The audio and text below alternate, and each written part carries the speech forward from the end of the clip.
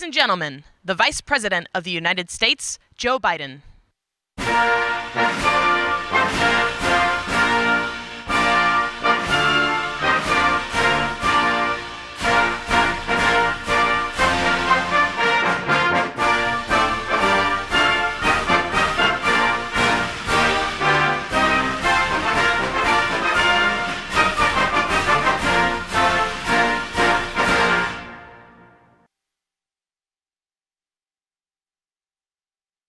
Now, a great honor and a privilege to introduce a very special guest who returns to the VFW's National Convention stage for a second time.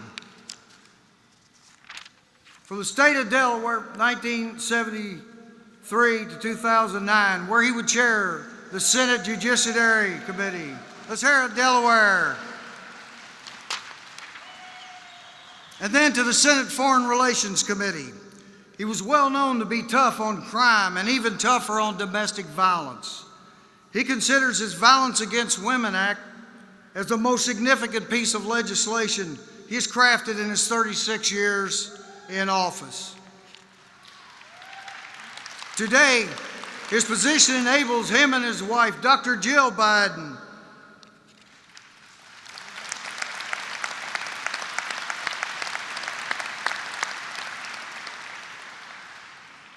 who are very pleased that they could join us today to shake the hands of our magnificent men and women in uniform at home and abroad, and their equally outstanding families who also serve and sacrifice so much. They do it to say thank you, and as a proud Blue Star parents of an Iraq War veteran themselves, their handshakes and hugs truly come from the heart. Comrades and sisters, distinguished guests, please welcome the 47th Vice President of the United States of America, Joe Biden. Thank you, man. You bet. That's good to come, man. All right, man. Proud to be here. Knock them out. You're All all right, all right. Hello, VFW. It's great to be with you. Commander, thank you for the introduction, and incoming Commander John Stroud, thank you. I got a chance to meet backstage, and also Bob Wallace, the Executive Director who I work with, and so many other dignitaries here on the stage. Ladies and gentlemen, I'd also like to introduce you to, and I want to say a special thanks to the VFW of Delaware. Been my friends for 40 years. Stand up, guys. I'm proud of you. And I want to introduce you another Delaware veteran, the Attorney General of the state of Delaware, my son, spent a year in Iraq, Major Bo Biden, United States Army.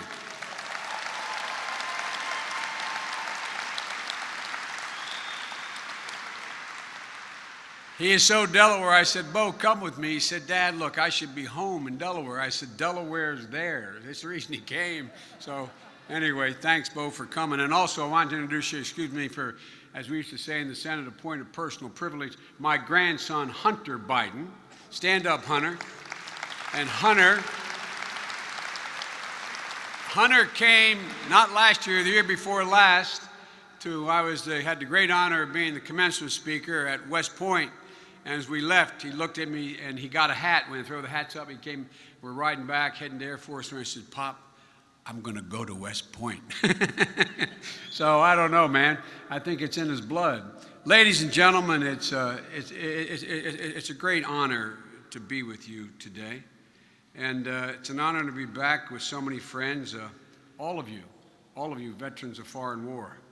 World War II, Korea, Vietnam, Desert Shield, Desert Storm, Somalia, Bosnia, Kosovo.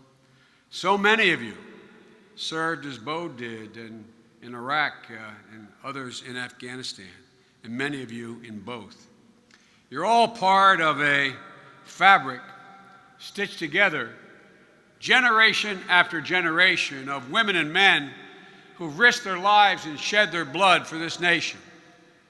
You are the muscle, the sinew, the heart of this great country. The way I look at it, you are America's spine, and you always have been. You're a truly exceptional group of Americans, and thank you for having me with you today. I appreciate it.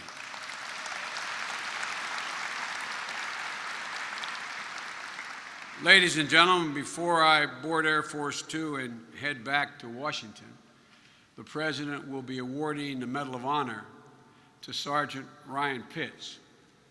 On the edge of a small Afghan village, he faced a pre-dawn attack of more than 200 heavily armed insurgents. Even as 9 of his fellow soldiers were killed around him, even after he'd been wounded by grenade shrapnel and was losing blood, even when he realized he was alone in the fight, Sergeant Pitts, like some of you in this audience, stayed and fought to protect the troops at the nearby base and held off the enemy until reinforcements arrived. When they found him, unable to stand but still fighting, Sergeant Pitts was lucky to have survived. And this afternoon, he'll receive the nation's highest military honor. But Sergeant Pitts will be the first to tell you he's just one representative of a remarkably resilient generation, many of whom are in this audience today.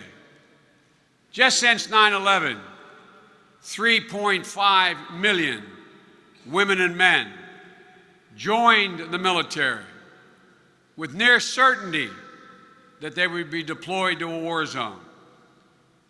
There have been over 2.6 million deployments to Iraq and Afghanistan.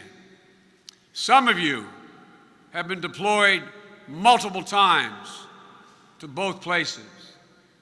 This 9/11 generation took on a responsibility that extended far beyond the base or the battlefield. They were prepared to follow Osama bin Laden to the gates of hell in order to get him. And they did get him.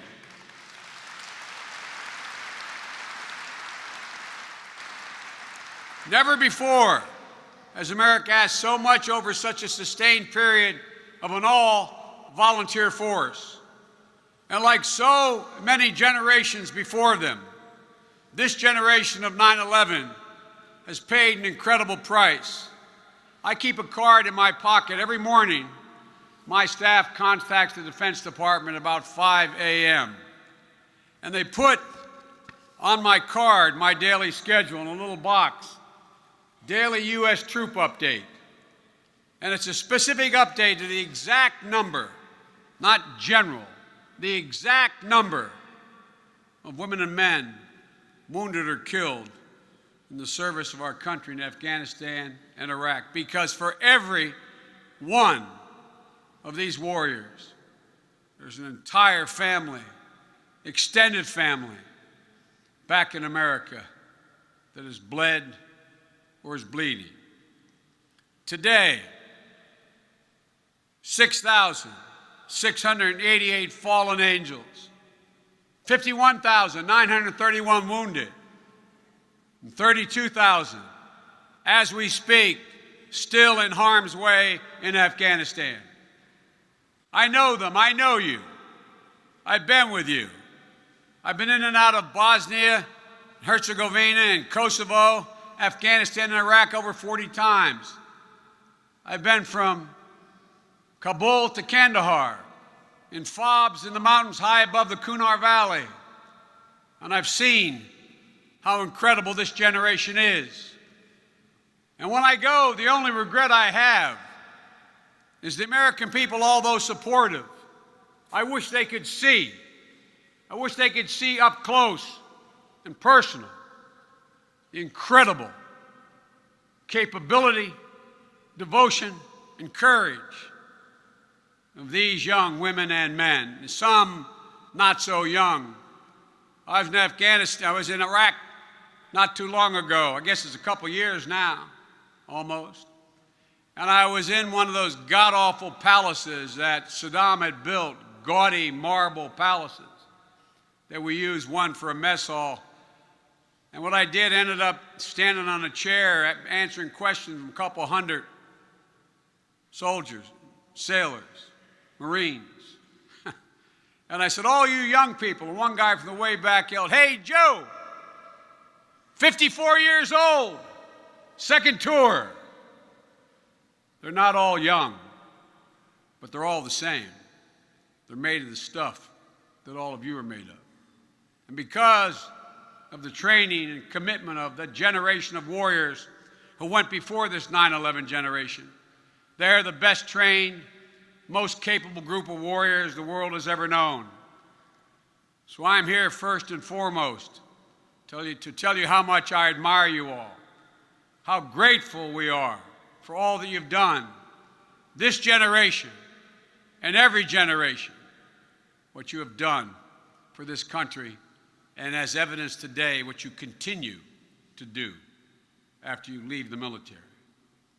I also want to speak with you about where we find ourselves at this moment in Iraq and Afghanistan, countries where many of you have made great sacrifices. In Iraq, thanks to you, we gave the Iraqi people a chance to seize control of their own destiny. However, we've learned over the years, you've taught me, we know from Vietnam, that while our military can provide the opportunity, it cannot solve the problems of other societies. That rests upon the people and the leaders of the countries that you liberated. And in Iraq, enduring sectarian divisions have lingered. And today, Iraq faces a tough fight against a terrorist organization, the progeny of al-Qaeda, seeking to establish a caliphate at the point of a gun, the Islamic State of Iraq and the Levant, better known as ISIL. That fight is embedded in a larger challenge of ethnic and sectarian strife that these extremists have thus far been able to exploit. A conflict that does not respect and now seeks to erase the border between Iraq and Syria.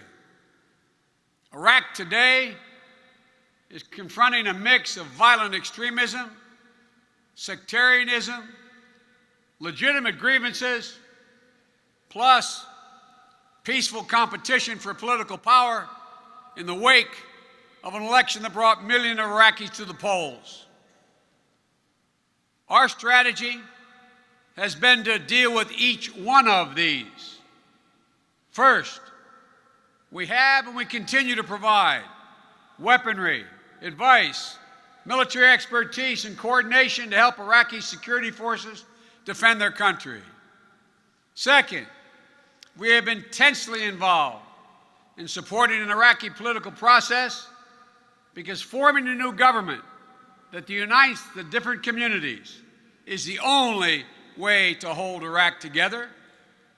I and others have been in constant contact, I mean hours and hours a week, with the Iraqi leaders representing all segments, urging them to make the difficult political compromises to form this new government, not just to form a new government, but to chart a new path toward inclusive politics that gives all Iraqi communities a greater stake in the future of a federal Iraq. That's what their Constitution provides for. And let me say something counterintuitive. I believe that the threat posed by the Islamic State of Iraq and the Levant, ISIL, should and actually can be the issue that causes the Iraqis to finally come together. Because ISIL is the common enemy of Sunnis, Kurds, Shia, Turkmen, Christians, the enemy of every one of the communities. Third, we're working to get the countries in the region, from Turkey to Saudi Arabia, to pull in the same direction toward a stability built on genuine compromise and power sharing, rather than a zero-sum sectarian competition. And fourth, to bolster stability beyond Iraq, we continue to support moderate forces that are already dealing with these same interconnected challenges. Groups like the Jordanians and Lebanese armed forces and the vetted moderate Syrian opposition.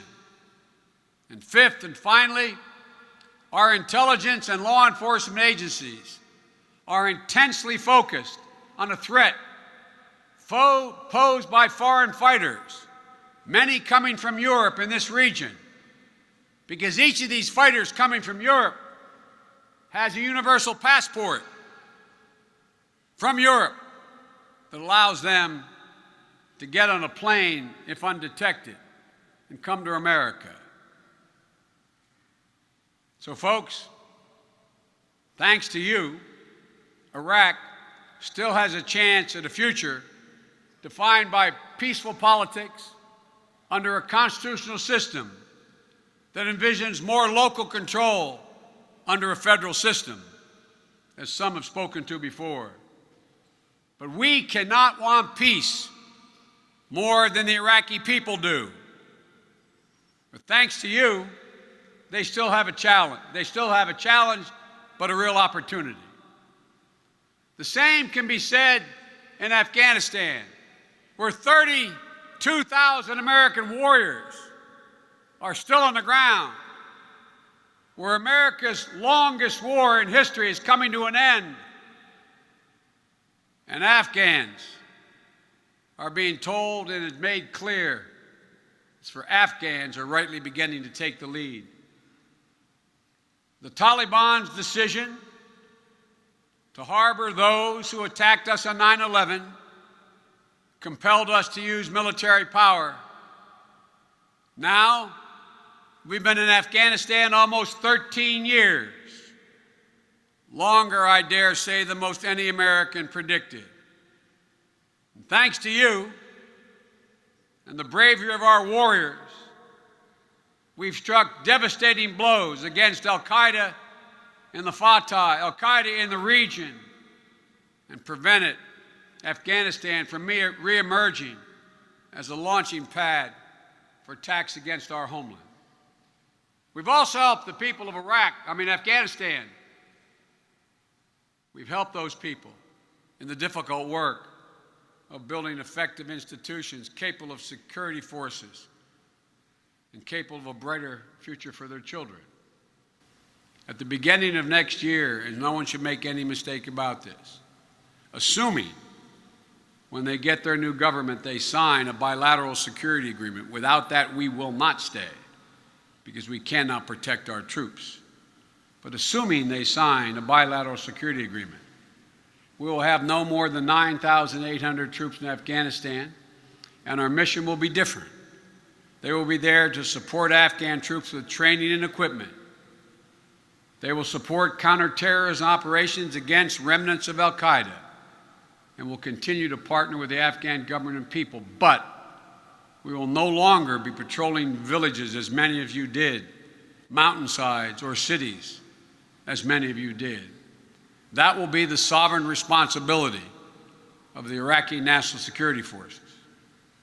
A critical transition is also underway as Afghanistan attempts the first democratic transfer of power in its entire history. As I said, millions of Afghans defied the Taliban threats and cast their vote in 2 rounds of a presidential election. Transfer of power can be tough and disruptive, especially the first time it happens in a society. But especially so when you're in a country so susceptible to corruption. Allegations of fraud and misconduct in the second round of the election threatened to derail all the Afghans had achieved and you provided for them, built on your sacrifice over the past 13 years. But working with the Secretary of State John Kerry last week, the 2 candidates, Abdul and Ashraf Ghani, showed courage and leadership and took a step forward. They agreed, surprising to some, they agreed to a comprehensive internationally supervised audit of the second election, and they agreed to form a government of national unity.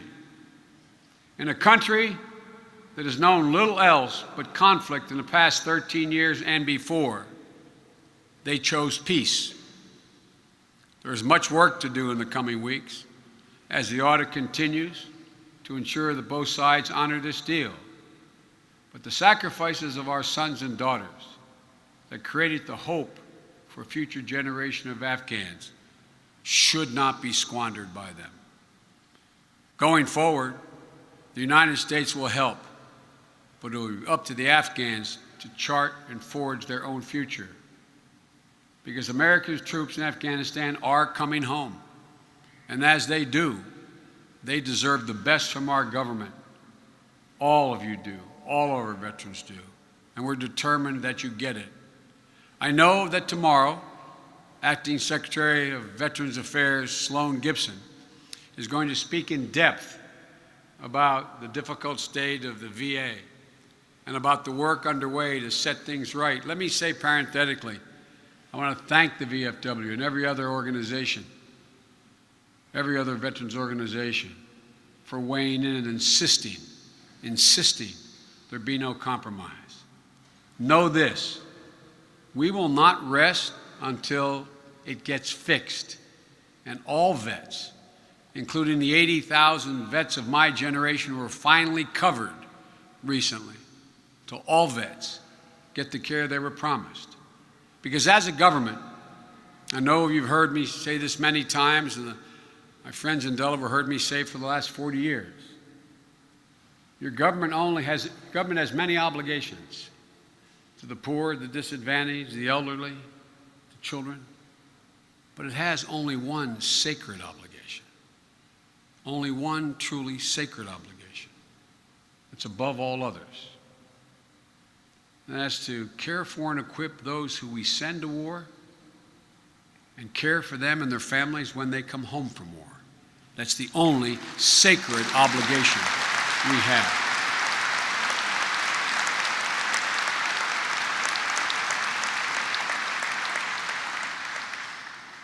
And as we now painfully know, there are many, many things that need to be done to meet that obligation. But I want to talk to you today about how to harness, and you'll hear from the acting director tomorrow in detail. But I'd like to talk to you about how do we harness the awesome talents of the veterans coming home, helping them find jobs, not just for them and their families, but helping them strengthen America's economy, just as they've strengthened the American military. We're talking about what may be the single best trained generation of warriors in the history of the world. They're qualified to be everything from construction workers to chief executive officers. As I've said many times before, if you can keep the supply lines open through insurgent territory, you can manage a business supply chain. If you can command a platoon, you can manage a staff in a business. If you can drive a cargo truck along roads of Iraq and Afghanistan, you are able to drive anything across the states of Iowa and Arkansas. And I'm proud to say that after years of work in every state in the Union, now, if you show a military truck driver's license, you automatically are able to get a commercial driver's license to drive trucks and transit in any state in America. So far,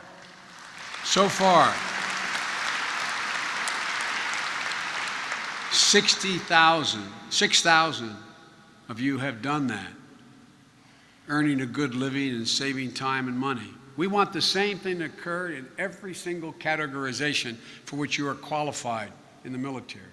If you're a qualified Navy welder, you're qualified in every state in America to be a welder. If you are qualified, and the list goes on, as a nurse, you are qualified in every state in the Union to be a nurse and need not take additional tests.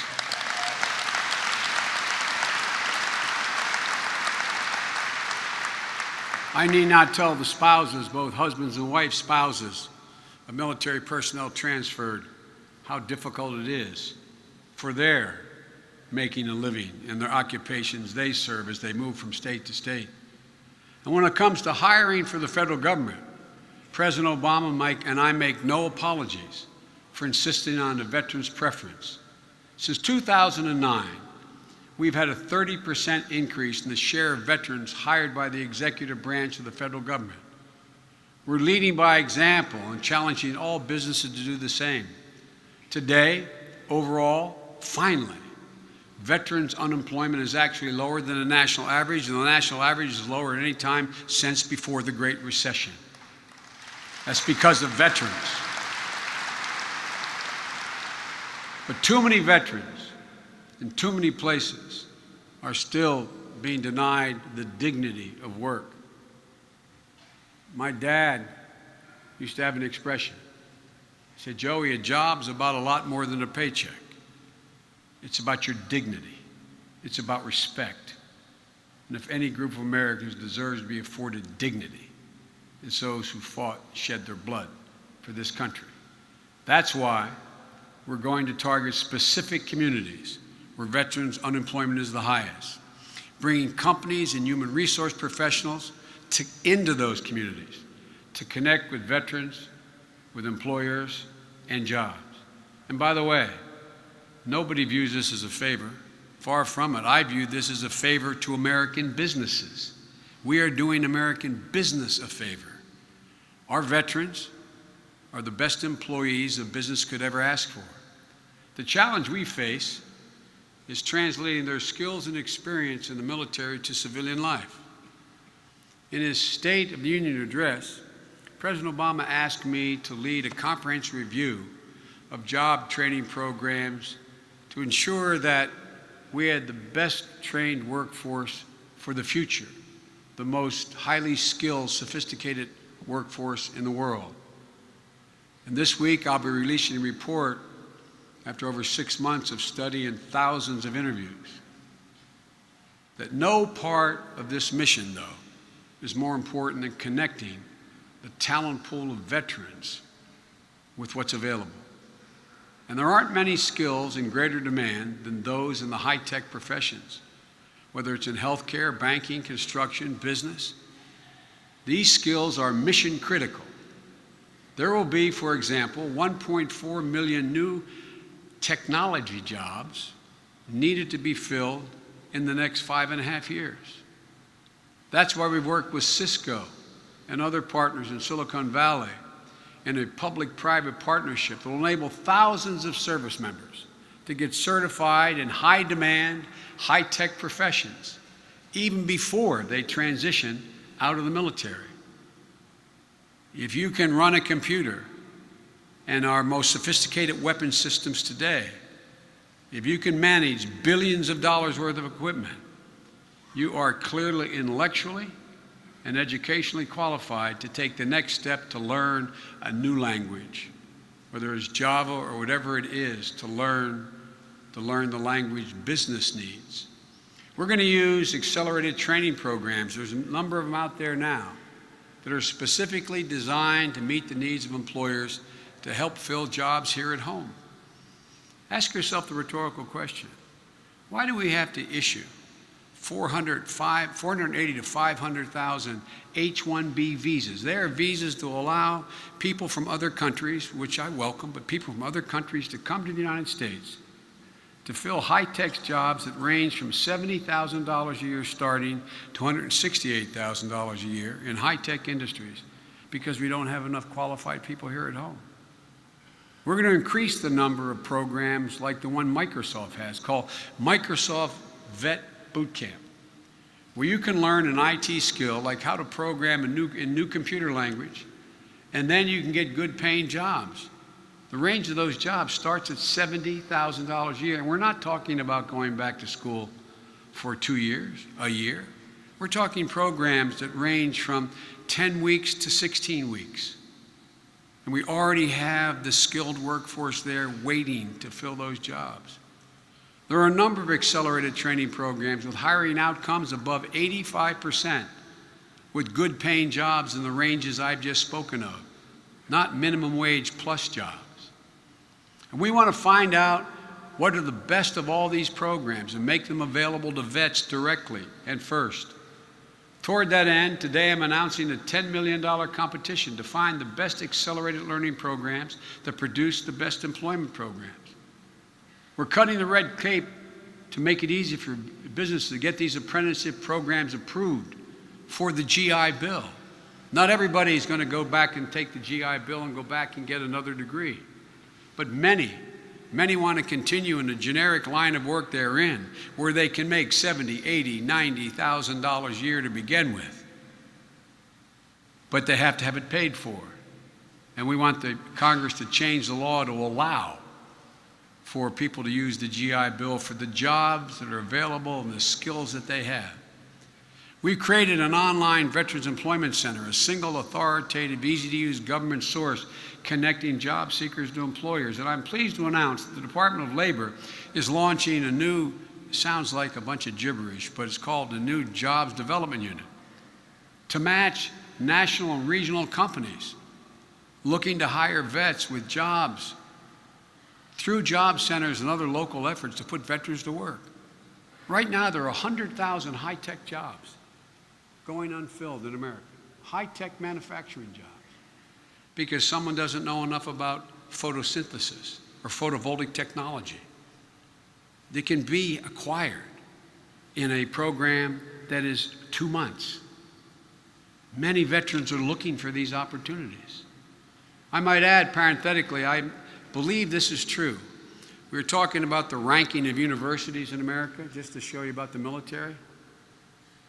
If I'm not mistaken, there are more chief executive officers of Fortune 500 companies today who graduated from one of our military academies and have graduated from Harvard or Yale or Princeton or anywhere else. The generic point is the military training that you all have had equips you to compete better than almost anybody in today's job market. And we've got to connect these warriors to those opportunities. As you know, it's not just the forces on the front line that are asked to sacrifice and to serve. It's all of your families. No one knows that better than all of you sitting here today. John Milton, the English poet, wrote those famous words, "They also serve who stand and wait." They also serve who stand and wait. You spouses, women and men, know what Jill and I know. When your son or daughter, husband or wife is in a war zone, not once, not twice, 10, 12 times a day, as long as they're gone, that thought flashes through your mind. Are they all right? Are they going to be okay? My son, Major Bo Biden, hates it when I say this, but his mother is with us, so she will take care of this if I get in trouble. Every morning when Bo was deployed for a year with many of his colleagues in the Delaware National Guard, I'd walk in, since she's a professor at a community college, and leaves before I do on Mondays and Wednesdays. Tuesdays and Thursdays. And she'd be standing over the sink in the submarine kitchen in the vice president's apartment upstairs in NAVOPS. And I'd walk in, she'd be mouthing a prayer that the wife of our adjutant general gave her a copy of. You all know what it's like. You all know what it's like. And so we owe all of you, not just the warriors, we owe all of you.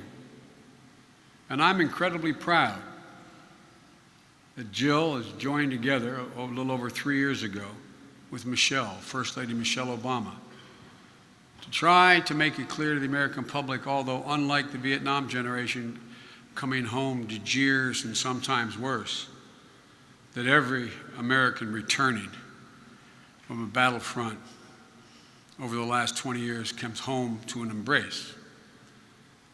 Because as Jill points out, only 1% of America's population serves in uniform.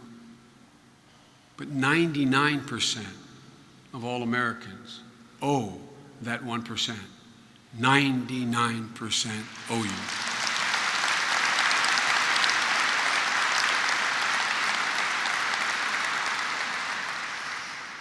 And again, if you excuse a point of personal privilege, I'll never forget, Jill joined an outfit in Delaware called Boots on the Ground, spouses of deployed military. And I'll never forget how she felt so good when in the middle of the snowstorm the first year my son was gone, that a next door neighbor came over and shoveled my daughter-in-law's driveway. She's a teacher. I'll never forget. And that started Jill talking about just one act of kindness. Most of these kids or young people deployed, they found themselves in neighborhoods where everybody else thought everything was normal. Everything was fine. They weren't looking for any special recognition, but sometimes the feeling of being all alone, unless you're on a military base with others going through the same thing, was pretty devastating. So joining forces initiative was started, and with Michelle's leadership, they called on Fortune 100 companies to make a commitment to hire 1,000 veterans and their spouses. And their spouses. They've not only got 100,000 hired by these companies, but it's now hit 540,000 and growing. 540,000. One of the reasons why, for the first time in my career after war, veterans' unemployment is lower than it is for the rest of the population. In addition to that, there's been $100 million committed by philanthropies to make sure that we don't forget these veterans. So folks, they're making it easier for working military families, easier for the nurse whose spouse is moving from Fort Benning to Fort Bragg to transfer her license to keep working, easier for her son to transfer his grades and test scores and extracurricular activities without a lot of rigmarole. I don't need to tell you, spouses, all these things matter. They matter to the quality of life. So there's a tremendous amount of work to do, and there's no doubt about that. And a lot of work is underway to fight for those who have fought for us. That's why I'm pleased that President Obama nominated a fellow named Bob McDonnell to head the Department of Veterans Affairs. He's a man who gets it. Bob's father used the GI Bill to become the first person in his family to go to college. His wife's father was a prisoner of war, and her uncle was exposed to Agent Orange. Bob graduated from West Point and then used his GI Bill to go to business school and rose to become the CEO of one of the largest companies in the world, Procter & Gamble. If there ever was an example of how the finest military training, coupled with successful support of veterans' benefits, can elevate a man or a woman or a family, a company, and a country, it's Bob McDonnell. Over 3 decades in business. Go ahead and clap because it's true.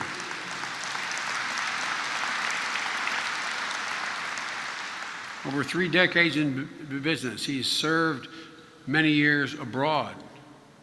He learned how to make organizations deliver. He's learned how to hold them accountable. And for all the challenges we've had, the Veterans Affairs Department also has thousands of hardworking, dedicated, patriotic Americans, many of them veterans, working overtime to do the right thing. But Bob McDonnell, a CEO of a Fortune company, will be a good leader for them because he knows how to handle things of this scale and scope. And he has the heart committed to veterans, being one himself. So Congress has a job to do. We encourage them to quickly confer Bob McDonnell and finish the work on the veterans legislation currently in conference. The President and every major veterans service organization, including yours, supports legislative action for our veterans, and it's time to get it done now. Stop fooling around. Get it done now.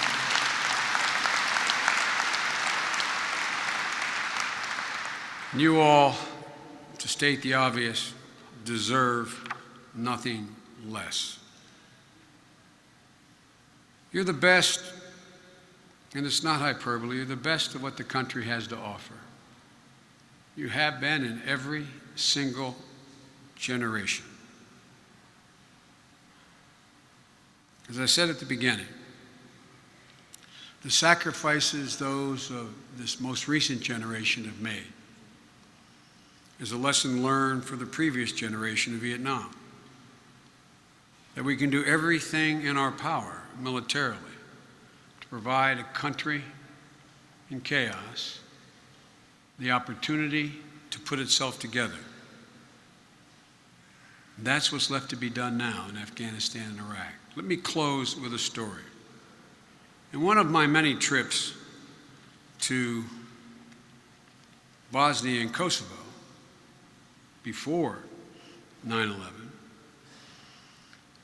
my son Bo was volunteered as a federal prosecutor to go to Kosovo to help them set up a criminal justice system.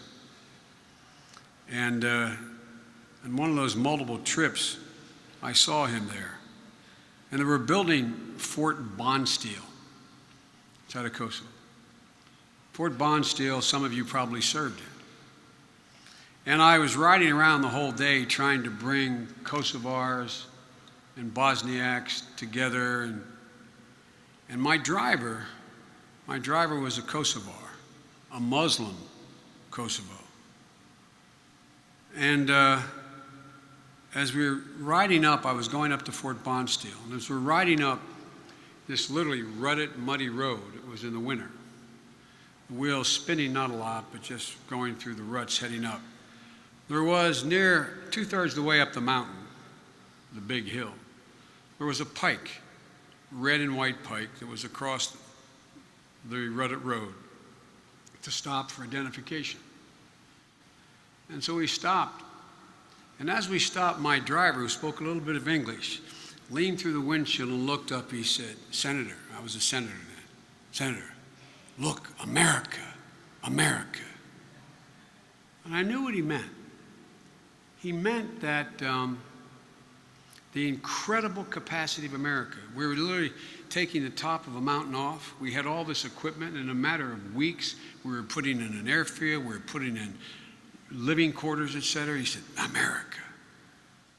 And to my right, standing by this little guard shack, there were, if memory serves me, 5 military officers, 5 military personnel standing and saluting me.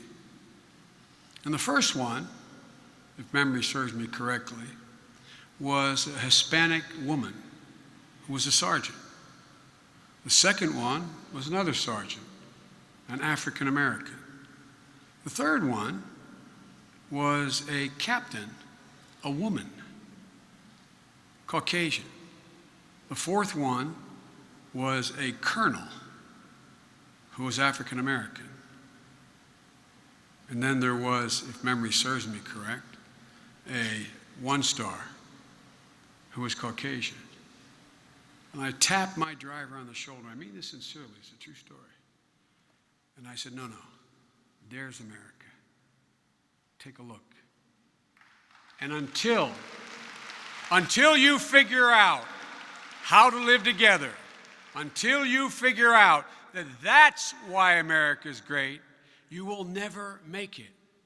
It's time for those we liberated to stand up, put themselves together, and with our continued help, put together a nation that represents everyone in Iraq and everyone in Afghanistan, so your sacrifices will bear the fruit that was intended. God bless you all, and thank you for your service, and may God protect our troops.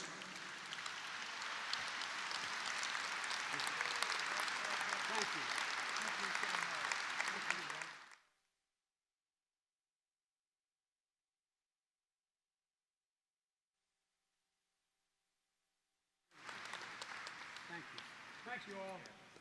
Thanks, folks. See you.